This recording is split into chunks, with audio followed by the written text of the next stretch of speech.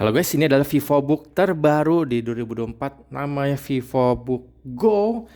Dan kita coba cek apa saja perbedaannya dibandingkan VivoBook sebelumnya. Saya pernah tes di dusnya, pasti masih sama memakai bahan cardboard seperti ini. Dan ini bahan yang memang sudah cukup ramah lingkungan. Dan untuk tintanya pun juga hanya satu warna, jadi mengurangi carbon print.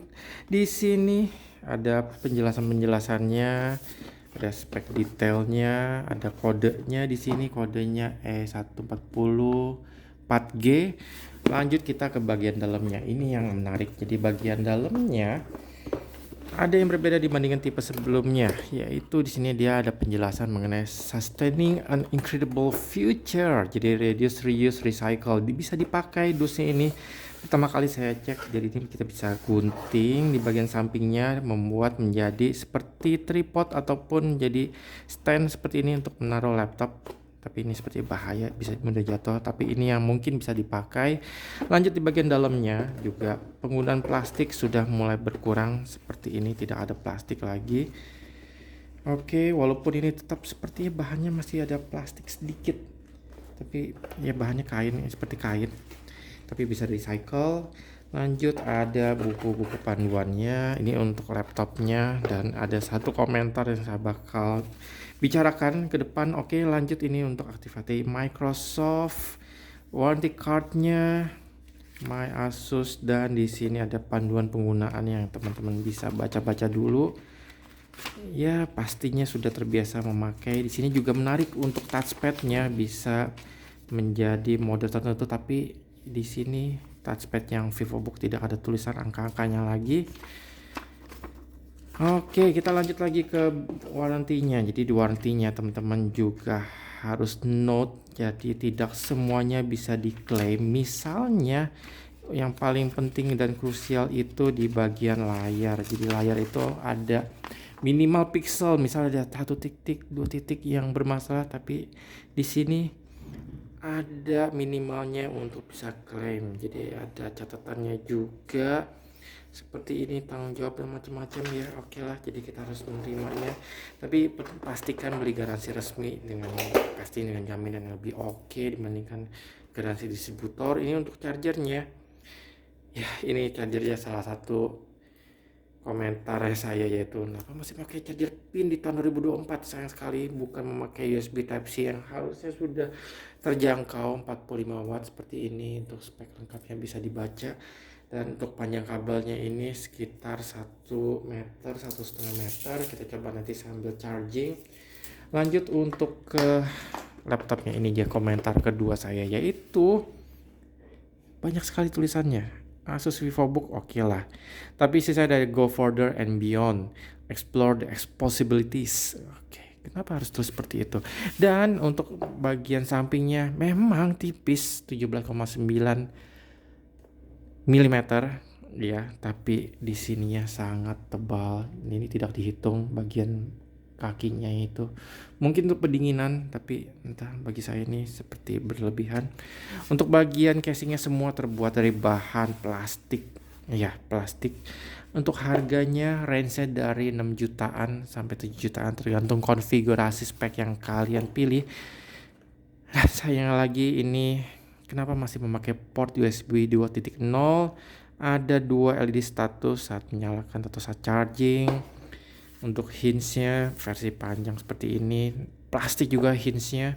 Di sini ada jack 3,5 mm, USB Type-C, tapi seperti tidak buat charging. Untuk transfer data 3.2. Di sini port USB standar, sudah USB 3.2 juga. Di bagian sini ada HDMI port, ukuran juga ukuran standar, dan untuk charging portnya seperti ini.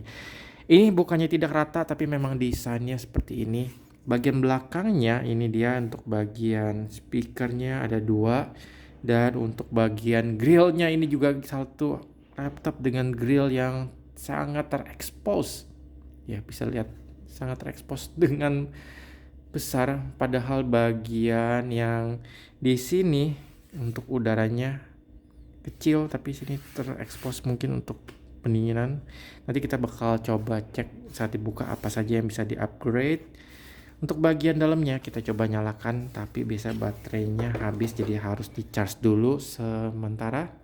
Setelah di charging ya sekitar 30 menitan baru nanti kita nyalakan karena biasanya baterainya tidak ada. Untuk layarnya 14 inch Full HD tipenya Mate, di sini memakai kamera 720, entah kenapa. Kenapa harus penghematan? Harusnya teknologi minimal Full HD sudah bisa. Di sini bisa dibuka tutup untuk bagian kameranya, untuk mic inputnya stereo, ada lampu indikator status jika kamera sedang menyala. Untuk paddingnya biar saat tutup tidak langsung menekan bagian layarnya. Tulisan Asus VivoBook, semuanya plastik bahannya.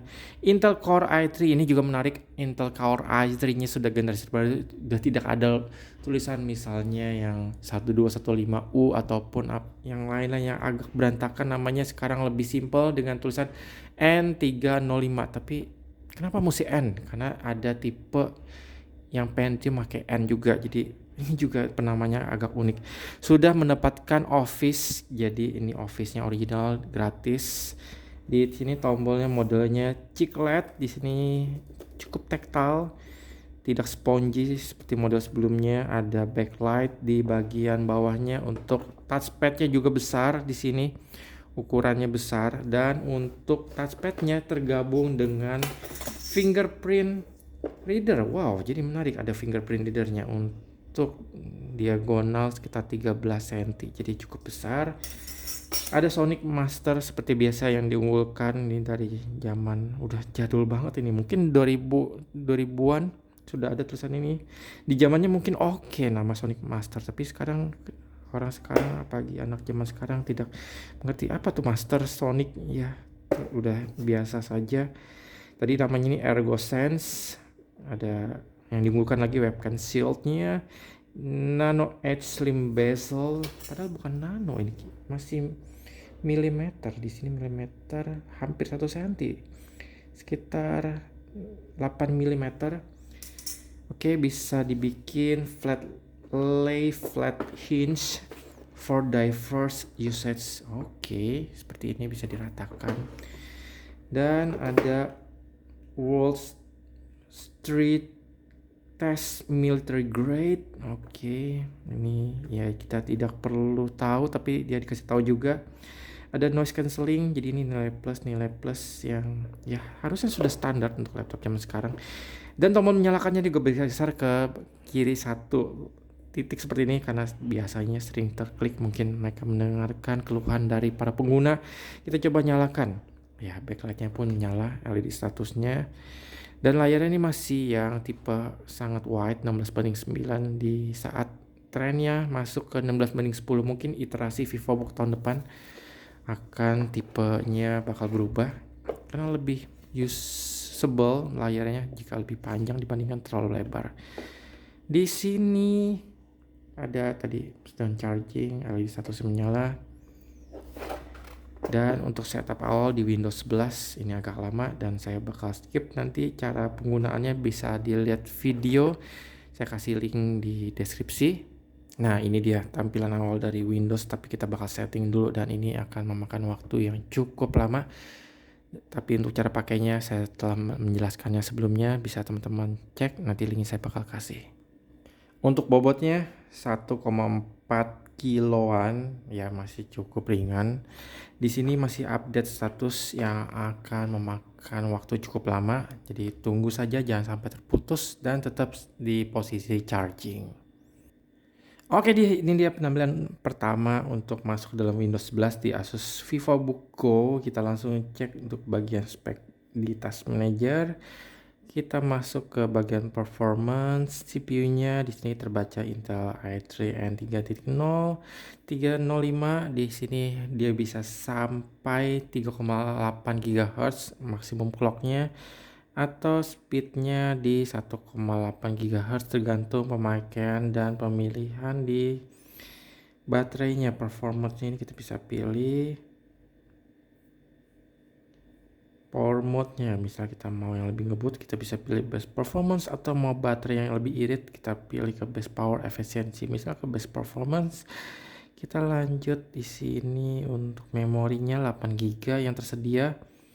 slotnya. Nanti kita bakal cek apakah ada 1 slot atau 2 slot. Memakai DDR4 3200 MHz. Di sini tadi tersedia 3,9. Wow. Jadi sangat mepet sekali 8 GB untuk pemakaian sangat standar, bukan untuk pemakaian yang memang banyak aplikasi yang harus dibuka.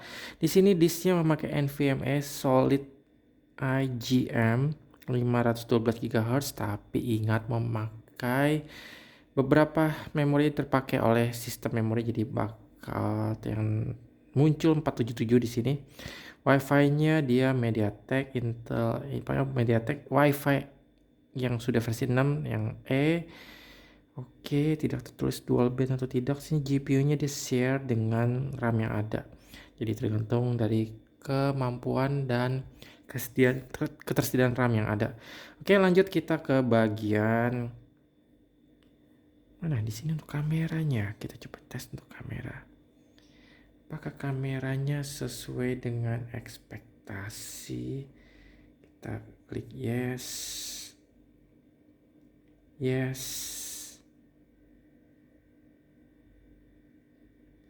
Seperti ini kameranya kondisi indoor. Kita coba cek. Cukup jelas. Coba kita perbesar kembali. Seperti ini, noise-nya sesuai dengan klaimnya, mengurangi noise, tapi seperti noise cancellation-nya cukup besar, jadi noise reduction-nya besar, jadi ya tidak detail hasil yang didapatkan, tapi cukup oke. Ya cukup oke. Kita coba tes untuk perekamannya, apakah suaranya cukup oke untuk dari mic inputnya. Ya kita coba tes, pastinya ini fix fokus, tidak ada perubahan dari fokusnya, paling dari suaranya. Jarak dari kamera dengan bagian kamera mic ini sekitar 1 meter. Coba kita stop, kita play,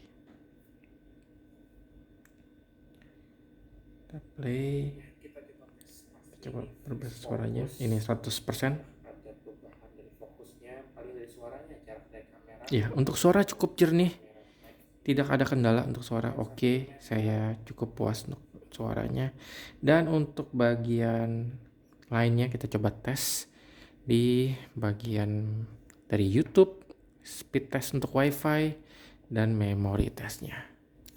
Kita tes dari music dulu, suaranya seperti ini saat yang paling kencang. Untuk bagian layarnya, viewing angle-nya bagusnya hanya dari depan, dari atas sudah hilang karena dia belum IPS dan dia belum 100% sRGB, tapi dari kiri kanan masih oke. Yang kurang baik dari atas saja. Ya, untuk bassnya tidak ada jernih. Ya cukup oke. Untuk kualitas produksi warnanya juga cukup cerah, tapi bukan yang terbaik di kelasnya. Kita coba tes tadi untuk WiFi-nya, latensinya untuk download uploadnya yang besar tapi downloadnya kecil. Harusnya ini untuk paket 50 MB per second harusnya mirip, karena untuk fiber optik dia sudah symmetrical, jadi download atau upload pun harusnya sama nilainya. Lanjut tadi untuk hasil dari Crystal Dismark untuk tes NVMe nya cepat, ini sangat cepat sekali, rate-nya 3100 dan write-nya bisa 1600. Jadi untuk bagian NVMe nya oke. Untuk bagian prosesor sekarang, jadi prosesornya ini memakai i3 yang N305. Saya kira ini yang terbaru, jadi harus lebih baik dibanding pendahulunya 1215. Ternyata pendahulunya itu lebih kencang. Seperti ini kencangnya itu sepertinya lebih dari 30% lebih kencang.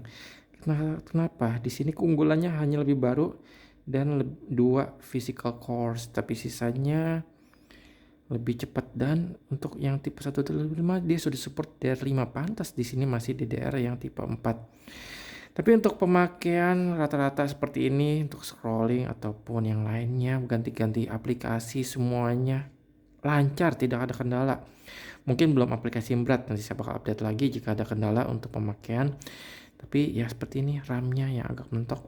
Nanti saya bakal cek lagi apakah bisa di-upgrade. Tidak, bisa cek di video berikutnya.